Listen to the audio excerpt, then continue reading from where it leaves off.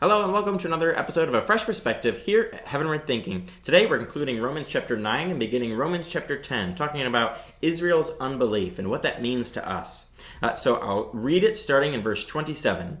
And Isaiah cries out concerning Israel, "Though the number of the sons of Israel be as the sand of the sea, only a remnant of them will be saved. For the Lord will carry out his sentence upon the earth fully and without delay." And as Isaiah predicted, if the Lord of hosts had not left us offspring, we would have been like Sodom and become like Gomorrah. What shall we say then? That Gentiles who did not pursue righteousness have attained it, that is, a righteousness that is by faith, but that Israel who pursued a law that would lead to righteousness did not succeed in reaching that law? Why? Because they did not pursue it by faith, but as if it were based on works. They have stumbled over the stumbling stone. As it is written, "Behold, I am laying in Zion a stone of stumbling and a rock of offense, and whoever believes in him will not be put to shame." Brothers, my heart's desire and prayer to God for them is that they may be saved. For I bear them witness that they have a zeal for God, but not according to knowledge. For, being ignorant of the righteousness of God and seeking to establish their own, they did not submit to God's righteousness. For Christ is the end of the law for righteousness to everyone who believes. So as we continue finishing up this topic about Israel's unbelief and what that means to us as Christians, what do you find in this section? I think I would go to what you read last, right? To 10, the first 4 verses.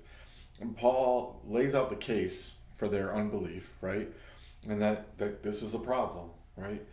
But he also reiterates his desire for them to get it, right? And so Paul is a Jew. Paul is a Jew of Jews, right? A Pharisee. So he's like up here in the Jewish world.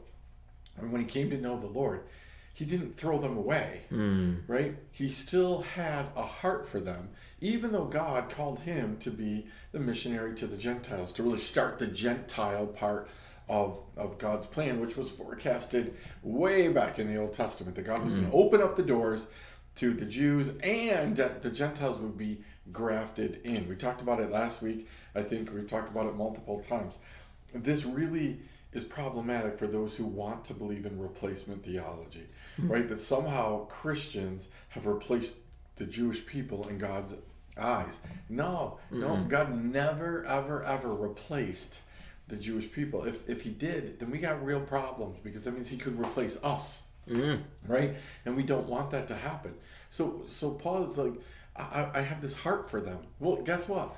This is the same thing that should be in our minds about the people around us. We can declare that they're off, we can declare that they're wrong, but it just should ramp up our desire, our want for them to get it. Absolutely. I think it's a great example of the heart we as Christians should have for those around us, for those who reject Christ. Just as here he's talking about people who were rejecting Christ, the Jewish people, when they crucified him. Here in our own lives, we're able to see that there's people who reject Christ on a daily basis when we try to present Christ to those around us, and when we try to get people to accept the teachings of Scripture, even Christians who have a hard time accepting it. But we're supposed to have, instead of just turning away from them, rejecting them, casting them aside as a lost cause, we're supposed to have a heart, a desire, and we're supposed to be praying for them, as Paul says here. He's doing the same thing for the Jewish people. We should be doing that for those around us who don't yet know the Lord.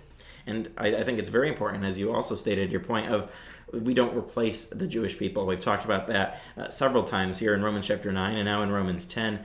We don't replace them. We are grafted in alongside them, because Jesus died for all of mankind, not just the Jews, not just Gentiles, but for everyone. So we need to make sure that that is in perspective, that we don't go and twist Scripture to fit a theological doctrine here, but that we really see what is Scripture saying, what is Paul saying here, and then see that it's so relevant to us, because it changes how we interact with other people when we realize we need to have a heart for other people. Yeah, I think that's so important, and our heart for other people has us looking at where they are, right? So as we back up to at the beginning of what you read, we got Paul really saying, like, listen, here's what the Gentiles did. The Gentiles got to righteousness through faith, right? They just simply had to believe in God, believe in the salvific work of Jesus Christ, believe that he was risen from the dead, but believe that he's done all the things that he says, right? And that is counted as righteousness. Just like in the Hall of Fame, right, in Hebrews 11, we find all these people by faith, right? And it was declared righteous. They were declared righteous. But the Jewish people, they were put under this law. And this law that they had to keep in order to attain righteousness. And they could not do it. Matter of fact, God outright said they couldn't do it. Right? That they weren't going to be able to do it. So by far, their road was the hardest. If we had to do that, whenever I have to do that, keep laws in order to keep something, to attain something, it ends up being problematic, right? So the Jewish people had the harder thing. They had thousands of years of trying to keep a law. And not just the law that God gave, but the tradition of that law, right? The interpretation of that law by the Pharisees, the Sadducees, the teachers of the law. So that creates this problem, right? So that ought to give us compassion. As we look at people, we should look at them and see, how are you trying to do life? Are you doing it through faith? Are we allowing people to do it through faith? Right? Or are we demanding that they do it through law? Absolutely. And as we've been seeing in Romans all throughout it so far, we've been seeing this shift from focusing on the law to focusing on Jesus and the grace of God and the salvation that comes through Jesus Christ. And we need to be having that heart for people so then we can share with them about Jesus, the good news about Jesus, and then hopefully they'll be able to accept it, as many of the Jewish people have accepted it over time, and as many people in our own lives will, over the course of our lives, accept the knowledge of Christ, accept the faith that they need in Jesus, and hopefully that we'll be patient enough and that we'll be praying and committing them to the Lord and encouraging them to accept the message of Christ in such a way that they will want to do that. We shouldn't be having a hardened heart towards those who reject God. We should be compassionate towards them and to be concerned for them and to try to help them as best we can, as Paul did here with the Jewish people, even though you said he was called to the Gentiles. So I think that's really important here. Yeah, it's just super important. Again, Paul's going to, start shifting in Romans to some other thoughts, some other things. And so he's really, truly just trying to get, because again, he's trying to get people to understand, don't throw away people, right? Pray for them, come to them, ask them, to help them. All of these things become really, really important, right? That we shouldn't be just condemning people, right? We should be helping bring them freedom. Right? What the Jewish people needed right now was freedom. Absolutely. And they needed a readjustment to their perspective. Verse 3, for being ignorant of the righteousness of God and seeking to establish their own, they did not submit to God's righteousness. I think this is really relevant for people in our own age, where we live in a world right now where people are trying to create their own righteousness, albeit in a more wicked way. They're trying to create what's right and call things right that are wrong, and they're trying to move away from what God says, from what His Word says. And here at Heaven We're Thinking, we're really trying to encourage people to pursue God's righteousness, make sure they're submitting to God, not to their own interpretation of what Scripture says, but really submit to what Scripture says. Make sure that we're seeking after God's righteousness, which is revealed to us through Scripture, not through our own understandings of things, not through what we would like to see be considered righteousness. We need to make sure that what we say is righteous is truly righteous based on what God says, not what we say. I think that's an important thing for people to consider. Right, and I think that we also need to look at all of what you just said and say, you know what, sometimes people are in a prison that was created for them or that they created, and we just think they should want to get it like this, right?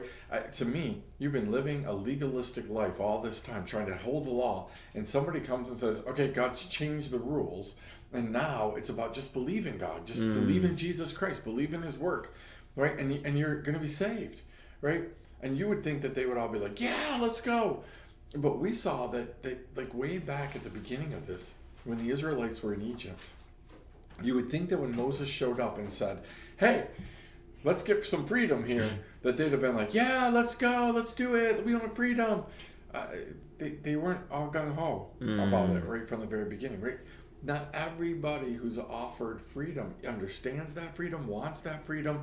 Like, these are years and years of tradition and all kinds of things, and all of a sudden they're free from all of this.